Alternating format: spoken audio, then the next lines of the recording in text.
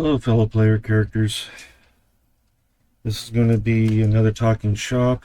No one's popped up on the chat line yet, so we're just going to hold off for a little bit, just hang out and maybe figure out some stuff to go on with. Uh,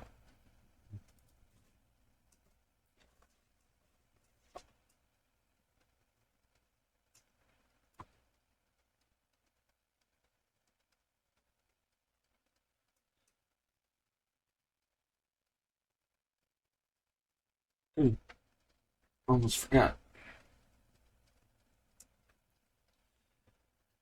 Okay, got another one of the pops, and this is a forge. So finally starting to get. I think I'm down to the last two, which is Holga and Zenk. Is that was part of Zenk? Because yeah, when I was over at the last Comic Con I went to, I got here's Simon and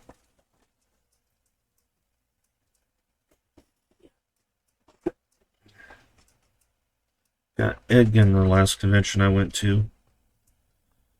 Of course, got these two at a GameStop. Oh, excuse me, got these two at a GameStop.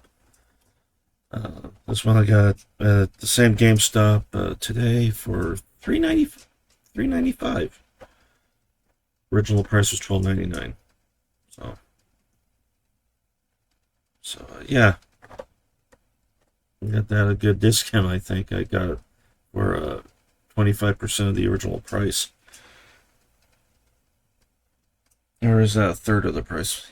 Yeah, I think it's maybe a third of the price. Me and math don't exactly get along. So.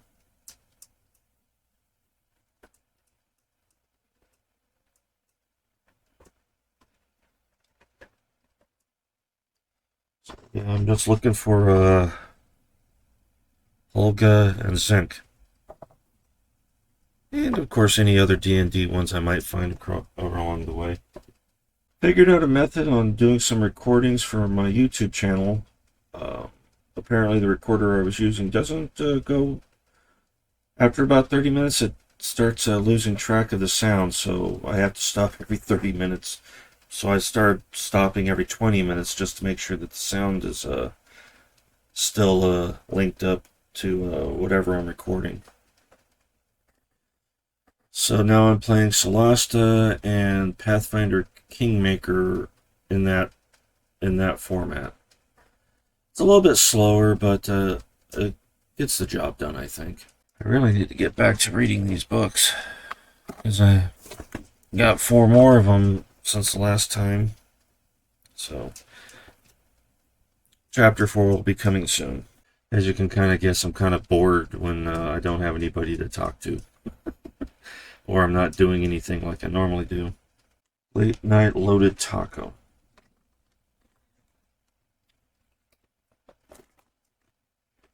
Not too bad. Still like Cool Ranch better. Okay. I put a post up on my YouTube channel where I said, well, I'm looking for in a woman, a girl to match my nerdy and wear a pair of Skeletor socks. I got these a couple years ago in one of my dungeon crates. I think the video's still up somewhere on my channel. But yeah, I tried wearing them. They don't fit me. They're kind of small for me, and they're definitely not going to fit on my dad's feet. So I was kind of joking about a girl a girl wearing these, because and now that I look back on the post, it sounds more like I had a fetish for a girl wearing these, which wasn't the intent. Wasn't my intent at all. Yeah, now I'm thinking about maybe I should remove that post, because people might take it the wrong way. And I finally got to see Dungeons and Dragons 3 Book of Vile Darkness. Sort of. I think I stopped the movie about 15 to 20 minutes in and haven't gotten back to it since.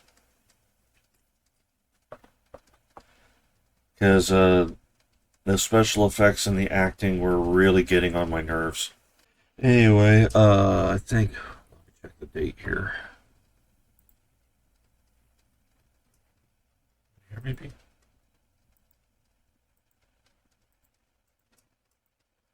I was wondering what was going on.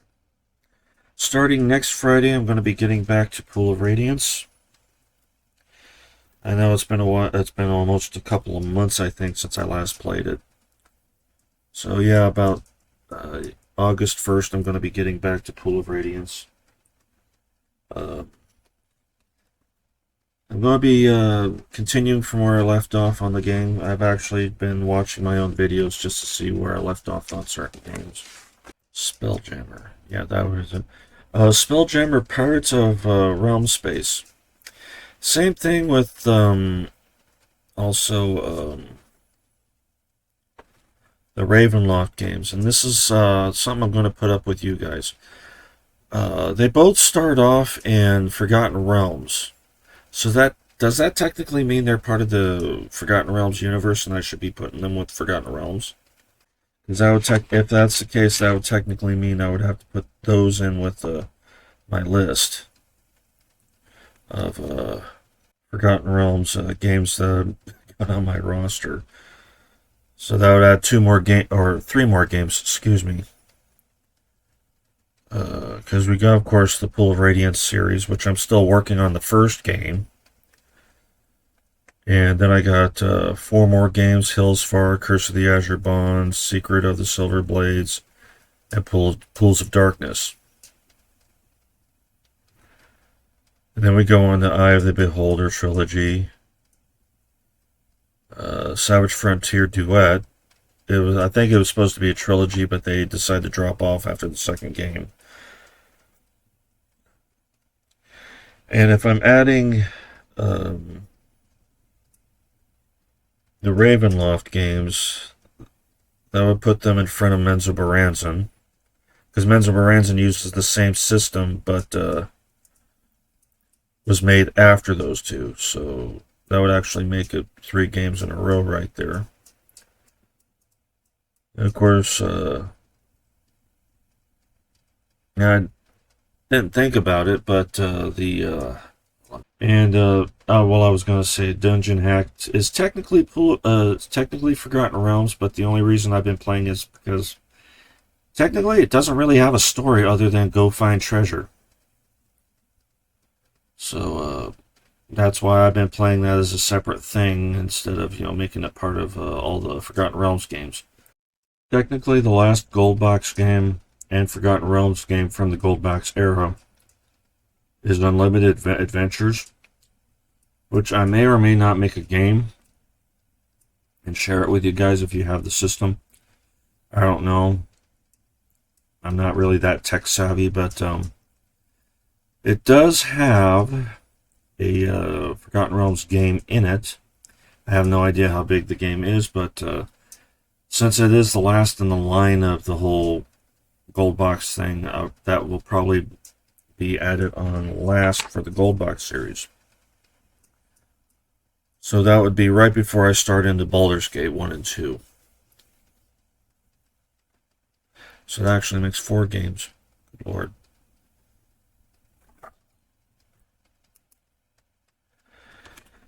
So, yeah, I'm going to have to rewrite this entire list. Okay, so it goes Pool of Radiance, Hillsfar, Curse, and finally Pools of Darkness, and that's the Pools series. Or Pool of Radiance series, I should say. I know everybody calls it Pool of Radiance series, but technically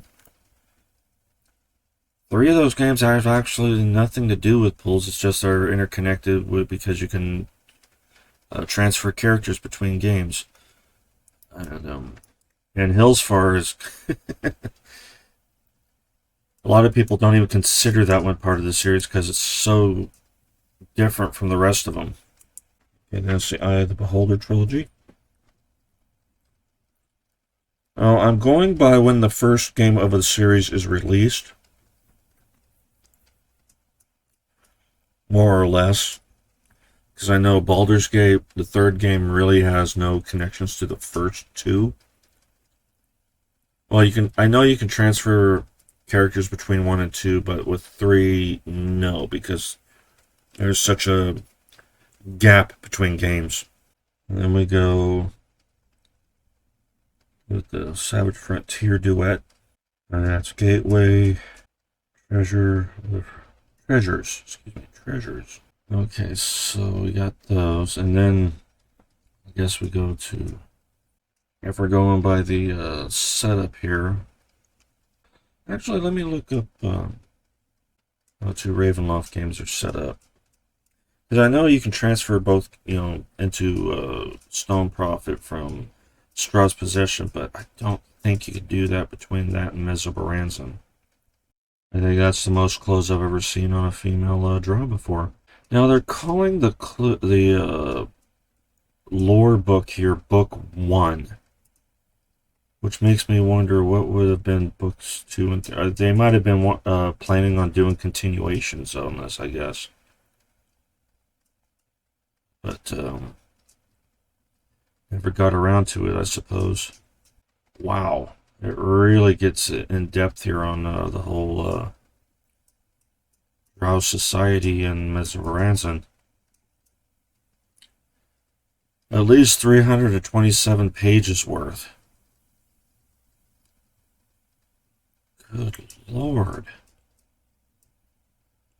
I don't think I've ever seen a game that had so much lore going for it. Okay, I see what's going on here. This is actually the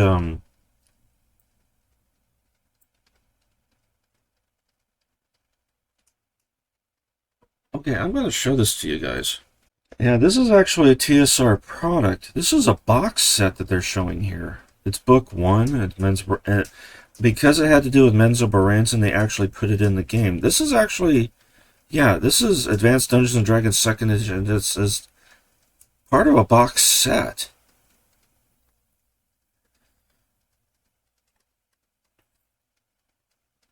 I thought it was like a clue book or something, but now I'm looking at it, I'm going, that's 327 pages.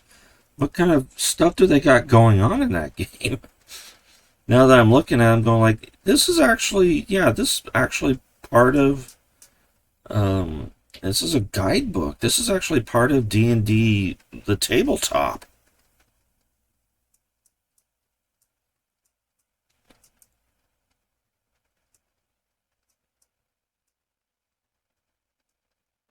Huh. Okay. Yeah, here's the clue book here. So I was kind of shocked when I looked there and it says book 1. I'm going, what the hell is book 1? Alright, so what was I saying earlier? Oh, yeah. It's a Baranza. I'm going to put this over here for right now. Because I want to still use this stuff. But, alright, let me, Okay, so Menzoberranzan and Strahd's Possession were released in the same year. Both using the same engine. Sequel came out in 1996 for Strahd. Alright. So, yeah, technically I'm going to go with if, since, yeah, it starts out in Forgotten Realms, so can I technically say that Ravenloft takes place in the same universe? Well, I know it's a multiverse kind of thing, but because it starts off in Forgotten Realms.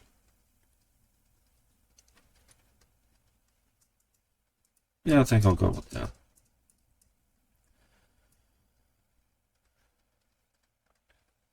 So I'll be picking back up on Ravenloft in the future then, because apparently I can say it's part of the Forgotten Realms deal.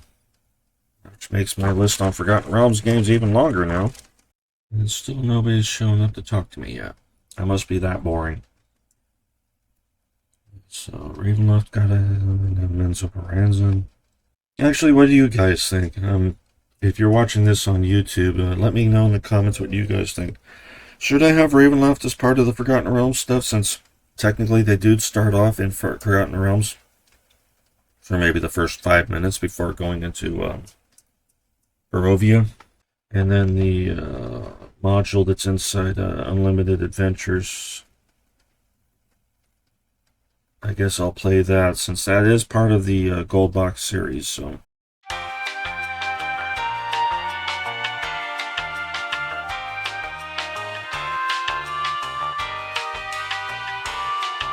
and technically the last one, because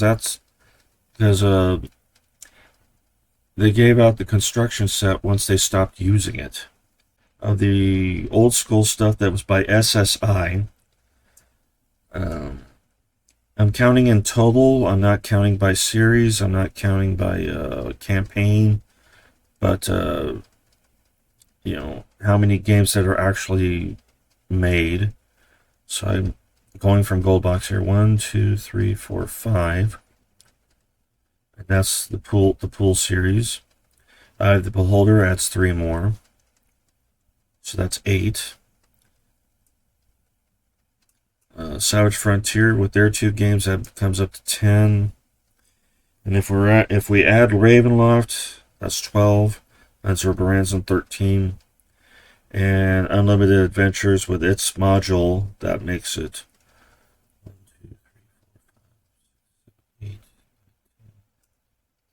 14 games, just those alone. And then, of course, we jump to Baldur's Gate 1 and 2.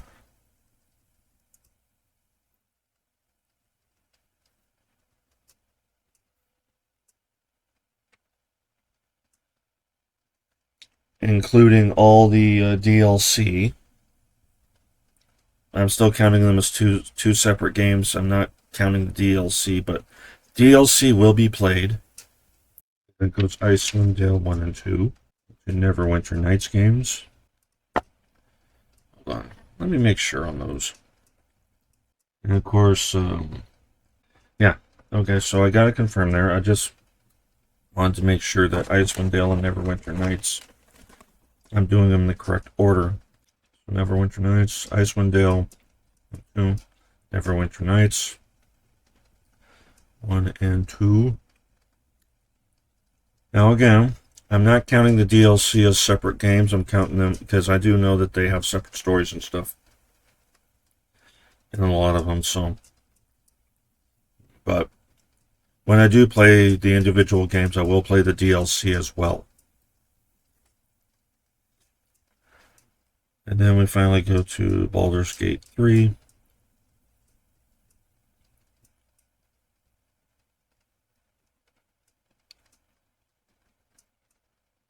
And that will be the last game on the list until they come up with another game. And I'm not counting action RPGs because I've already played Baldur's Gate Dark Alliance 1. At some point, I'm going to try to get back to Dark Alliance 2. There's a couple of games I won't be able to play at all anymore because they no longer are on sale, or the company that made them made the game half-assed and then went out of business. That's the one I'm talking about, Daggerdale. I'm not going to play that one. That's a hack and slash, and it was pretty much abandoned from day one. Lords of Waterdeep I'm not going to play because technically that's a board game. And Idle Champions I have played on my channel, and it's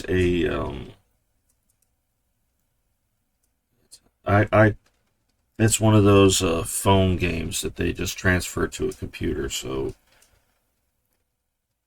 I might play that periodically, but I'm not going to make a habit out of that one. Idle game, that's what I was thinking. It's an idle game. That's right, Spelljammer. I almost forgot about that one. That one also starts in Forgotten Realms. But technically, since you don't actually spend any time on it, I don't think. Hmm. Well, if I do go with Spelljammer, putting that in the list, it will be between Treasures of the Savage Frontier and Ravenloft. I put question marks on those three. But yeah, that's 3 games in a row. They start off in Forgotten Realms, but they take, but the majority takes place somewhere else. Spelljammer and Wild Space, and Ravenloft and Barovia and some sort of Egyptian desert kind of place.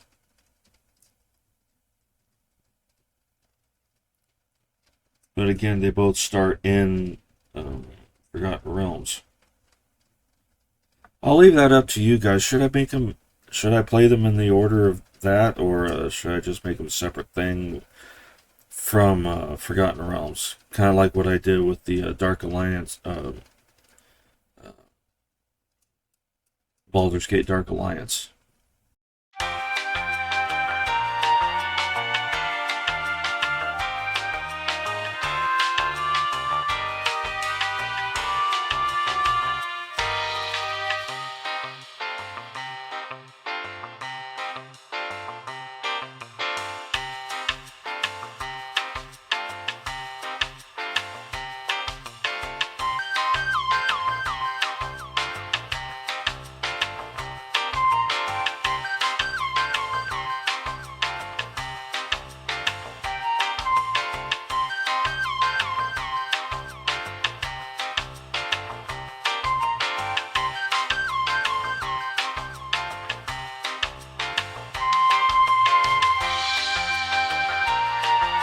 So now that I'm looking at this, this brings us up to,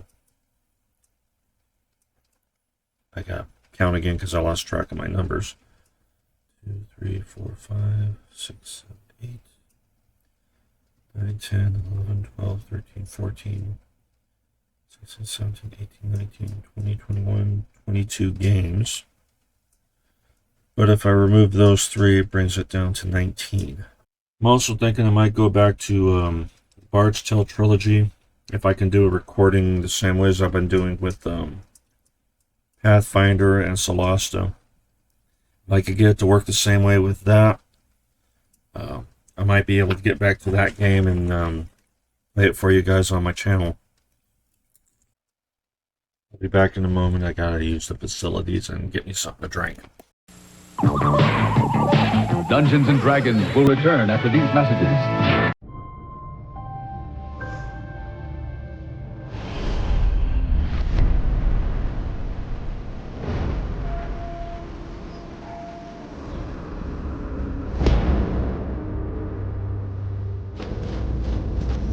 We bring light in darkness.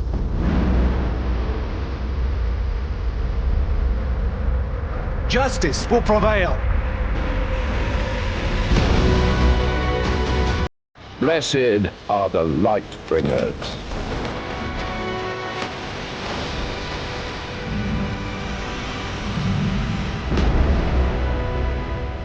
The crown chose us.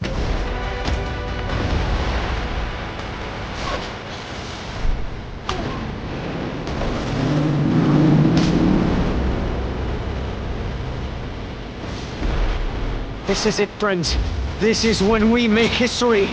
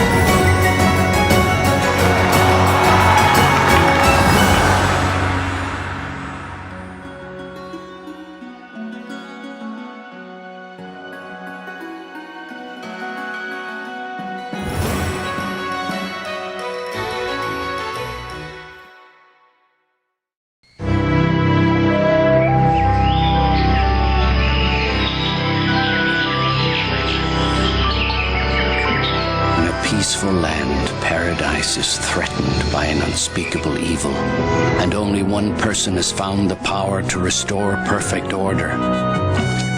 In a new action-adventure game for your Super NES comes an exciting tale, The Secret of Mana, from Square, maker of the world's greatest video games.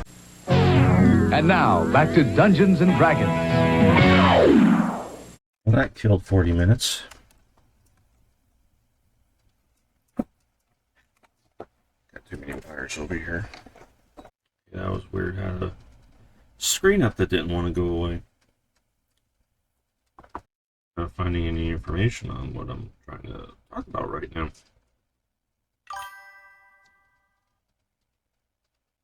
Hey Megabordy, how you doing?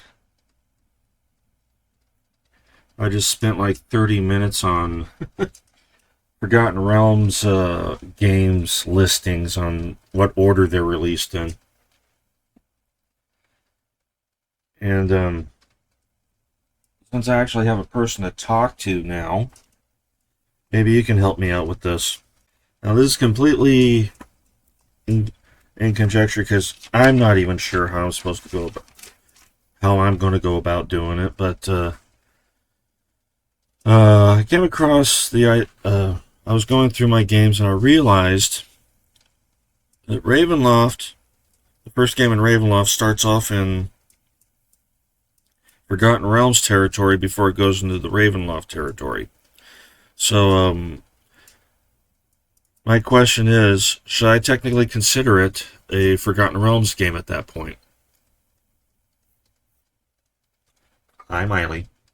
And that also goes with Spelljammer, which also starts off in Forgotten Realms, although you technically, I don't think you actually physically see it in the game. Because the majority of it takes place in space. And I also... Yeah, same here. That's why I'm asking around that. I'm also going to put this up on... You're all matted. I don't want to put you in front of the camera all matted.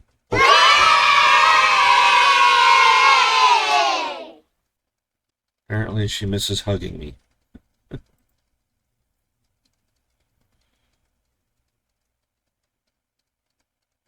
Yeah. Oh, give me just a second. I'll be right back.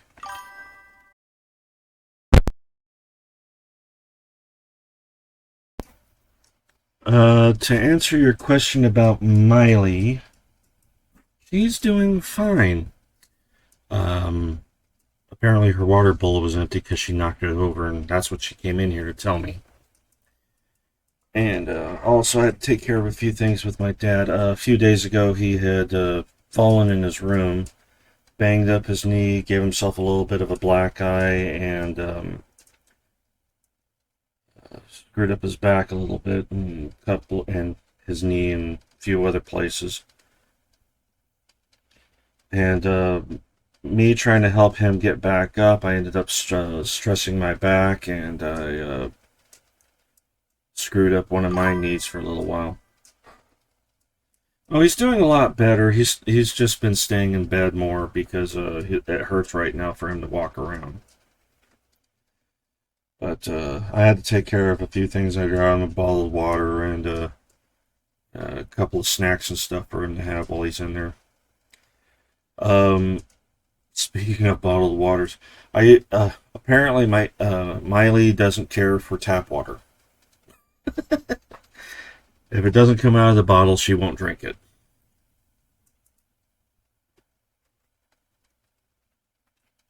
So my cat got addicted to bottled water. Alright. She's 16, she can be as spoiled as she wants. My vet even told me, I said, let her have whatever she wants. She's at that age, it don't matter what she eats anymore. If she's going to eat it, she can eat it. If she wants to drink it, she can drink it. Just as long as she enjoys it. She likes what she has and she's enjoying herself. I've been collecting the pops for the Dungeons and Dragons Honor Amongst Thieves characters. And I'm looking for the last two now, because I just picked up another one today. This one's Forge. played by Hugh Grant. I think that's his name. And the last convention I was at, I picked up Edgin. And put that there. I'm hoping they will. I mean, at one point they were talking about making a TV series, but that fell through. And I mentioned it earlier on this stream, but I saw portions of Dungeons and Dragons 3 Book of Vile Darkness, the one that was never released over here on DVD on this side. I was able to find it on a Russian site, and it was in English. So I ended up watching it, and it was like, I think I watched about 15-20 minutes of it before I shut it off because it was so irritating to me. And it wasn't so much the plot that was irritating to me, it was the fact that the characters... I didn't like any of the characters, and the acting was so subpar. I mean, and I've watched movies with horrible acting and enjoyed them.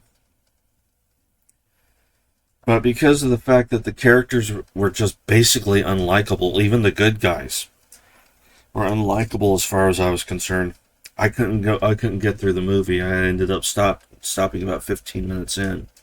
And it was also the fact that the computer effects were an eyesore. It hurt to watch.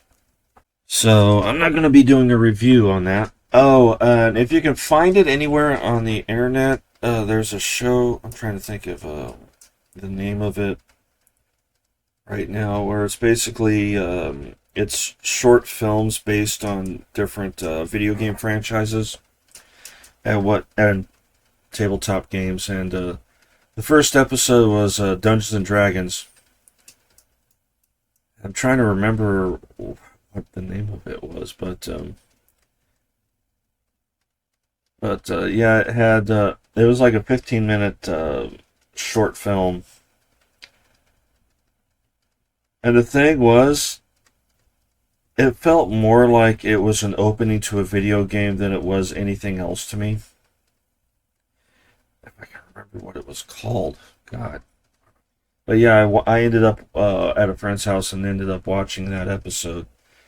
I know I put it down on one of my posts, the name of the show, so that ought to help.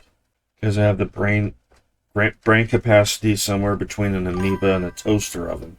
And as of right now, I stand at a cool 858 subscribers. And I'm still not making any money. Secret Levels, that was the name of the series. And episode 1 just happened to be about Dungeons and Dragons. I think you can find someone might have put an episode on YouTube. The episode on YouTube, you just have to look for it.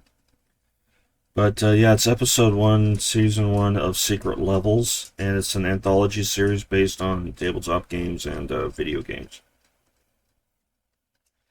But like I said, the episode in question, it was they used computer graphics, and it looked like it could have been a cinematic from Baldur's Gate 3.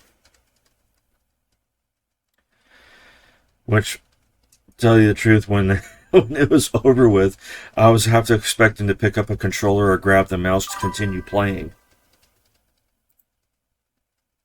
I can't. My computer isn't strong enough. And to tell you the truth, I've been kind of hoping that eventually I was going to start making money on either YouTube or Twitch. And for some reason, they just don't balance out enough to where I could start making money on anything. I'm not making a big deal about it. I mean, I'm not worried about money, but it's just, I think it's funny that it's taking, some people, they can go on YouTube and within a matter of days they're making like thousands of dollars on some stupid 15-second video that no one will, hopefully someone will remember 5 years from now. And me, I've been making videos. I'm like 471 videos in, and I'm barely scratching the surface on getting views half the time. But yeah, it's like, hell, there's channels that do the same thing I'm doing, and they're making thousands of dollars a month, and I'm not making squat. I got close. I mean, there was a point where, I was making the right amount of views and all that stuff, but I got rejected. I might have to, but the thing is I don't know what kind of content I would have to make for shorts. Because a lot of the shorts I do, if you've gone to my YouTube channel and watched my shorts, they're usually just random stuff half the time. And have very little to do with Dungeons and Dragons a lot of the time. Or any kind of role-playing games. Yeah, I try not to bring up the money thing too often because I don't want to sound like a whiny bitch. For some of them, yeah, but a lot of times, for some reason or another, they just don't want to cooperate when it comes to streaming. So I had to use alternate methods to get them on YouTube. Because in spite of me going on Twitch and doing stuff a lot on it, this is actually my secondary channel. Everything I do here, I re-edit and put on YouTube. So a lot of stuff that I don't have on here, like the little commercials I add into my channels or my videos and stuff, and little joke cuts and whatnot. They go later into my YouTube videos, which will probably be done with the same thing for this one. Like, I'll cut it for time and stuff like that. Like, if there's a long gap of me just sitting there doing nothing, I'm gonna edit that out, or maybe put something in its place. I don't know why I'm not getting much going on Twitch, because I'm lucky if I can, because it says I need to get have a conversation with at least 5 people at one time on Twitch in the chat. I'm lucky if I can get 2 or 3. Looks like we got a second viewer. Cool.